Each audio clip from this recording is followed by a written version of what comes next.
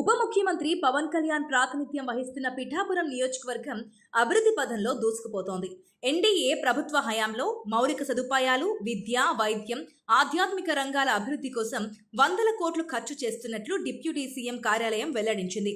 ముఖ్యంగా 37.25 కోట్ల రూపాయలతో పిఠాపురం రైల్వే స్టేషన్ ఆధునికీకరణ, 323 కోట్లతో ఉప్పాడ తీరంలో సముద్రకోత నివారణ గోడ నిర్మాణం వంటి ప్రతిష్టాత్మక పనులు చేపట్టారు.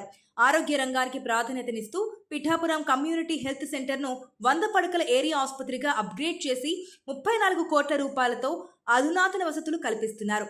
నియోజకవర్గంలో 234 కోట్ల రూపాయలతో 409 రోడ్ల పనులు, జలజీవన్ మిషన్ కింద 376 కోట్లతో తాగునీటి ప్రాజెక్టులు వేగంగా సాగుతున్నాయి.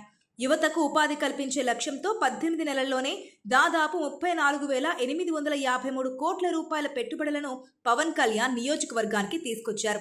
దీనివల్ల సుమారు 5,000 మందికి ఉపాధి లభించనుంది. పిఠాపురం అన్ని రంగాల్లో అగ్రగామిగా నిలపాలనే సంకల్పంతో పనులు వేగవంతం చేసినట్లు ప్రభుత్వం పేర్కొంది.